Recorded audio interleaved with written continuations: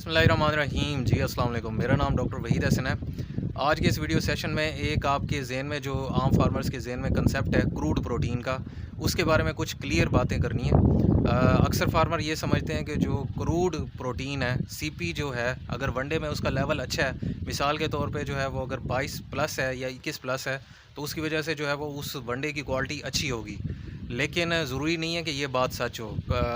कुछ फार्मर ये समझते हैं कि 14% सीपी है, तो इसका मतलब है कि वनडे की क्वालिटी इतनी अच्छी नहीं है। तो ये हमेशा ऐसी बात नहीं होती। वनडे की जो है और भी काफ़ी सारी चीज़ें होती हैं, जिसमें जो है वो टीडीएन भी होता है, डीएम भी होता है। ये सारी चीज़ों की एक मैंने अलहदा वीडियो बनाई हुई है कि ये सारी चीज़ें, मतलब उनमें मुख्तसर मैंने बताया हुआ है कि ये चीज़ें क्या होती हैं और वनडे की क्वालिटी का अंदाज़ा आप कैसे कर सकते हैं। तो डिस्क्रिप्शन में एक तो उस वीडियो का लिंक भी दे देता हूँ। साथ ये है कि आपने जो है वो क्रूड प्रोटीन, इसके बारे में बताना है कि ये बेसिकली क्या है। प्रोटीन जो है वो ग़िज़ाई अज्जा है जो हमें चाहिए होते हैं, जिस तरह कार्बोहाइड्रेट या विटामिन्स या बाकी चीज़ें हमें पानी वगैरह चाहिए होता है, इसी तरह प्रोटीन्स भी हमें चाहिए होती हैं। अब जो प्रोटीन है वो जो है हमारे लिए बहुत अहम चीज़ है, लेकिन जो है इसमें क्रूड प्रोटीन ये थोड़ा और कंसेप्ट है। क्रूड का मतलब होता है खाम। खाम से मुराद ये है कि क्रूड प्रोटीन में फिर हम ऐसी चीज़ें भी इंक्लूड कर देते हैं जो ट्रू प्रोटीन नहीं होती, जो सही प्रोटीन नहीं होती।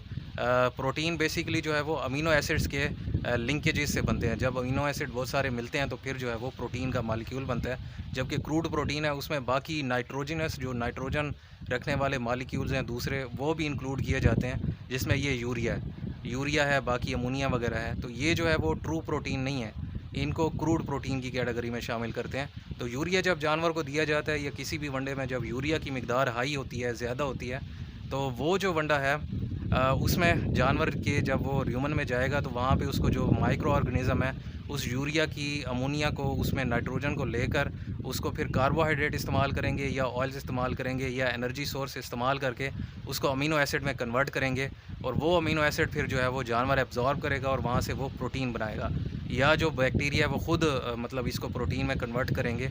तो ये जो प्रोसेस होता है इसमें बहुत सारी एनर्जी भी लगती है और वेस्ट मटेरियल्स भी पैदा होते हैं, जो जानवर के लिए भी नुकसानदेह होते हैं, क्योंकि एनर्जी उसकी जानवर की ज़्यादा लग रही होती है, और माइक्रो ऑर्गेनिज़म्स के लिए भी ज़ाहिर बात है एनर्जी ज़्यादा लग रही होती है। तो इस वजह से जो है वो यूरिया वाला जो वंडा है वो वक्ती तौर पे दूध तो बढ़ाता है, क्योंकि उससे प्रोटीन की जो है रिक्वायरमेंट्स वो कुछ पूरी हो रही होती हैं, लेकिन एनर्जी की कमी हो जाती है, क्योंकि इस सारे प्रोसेस में उस यूरिया जो है वो प्रोटीन्स में कन्वर्ट हो रहा है, या एक्स्ट्रा यूरिया जो है वो अमोनिया की सूरत में जो है वो या यूरिया में दोबारा कन्वर्ट होकर जिस्म से निकल रहा है। तो इसको जिस्म से निकालने के लिए भी जो है वो एनर्जी ज़्यादा चाहिए होती है। तो इसलिए जानवर जो है वो एनर्जी की कमी की वजह से ऐसी सूरत में कमज़ोर हो जाता है। तो इसलिए जो दूध बढ़ाने वाले वंडे हैं जिनमें सीपी ज़्यादा होती है, तो वो ओवरऑल नुकसान देते हैं अगर उनमें यूरिया की मिकदार ज़्यादा हो। तो यहाँ पे मैंने आपको बता दिया क्रूड प्रोटीन में ये यूरिया, नाइट्रोजनस कंपाउंड्स और दूसरे ट्रू प्रोटीन भी आती हैं, लेकिन जो ट्रू प्रोटीन होता है वो उसमें खालिस प्रोटीन होती हैं, और वो जो प्रोटीन है वो जानवर को एनर्जी भी देती हैं, जानवर का जो है वो उसका गोश्त भी बढ़ाती हैं अगर फैटनिंग वाला जानवर है, और उसका जो है वो जो दूध भी बढ़ाती हैं अगर वो दूध वाला जानवर है। तो उम्मीद है आपके ज़हन में कंसेप्ट क्लियर होगा। अगर मज़ीद भी अगर आपके ज़हन में कोई कंसेप्ट है, कोई पूछना चाहते हैं, तो आप कमेंट्स में या व्हाट्सएप नंबर पर रब्ता कर सकते हैं। तो दुआ में याद रखिएगा। अल्लाह आपका निगहबान हो। अल्लाह हाफ़िज़।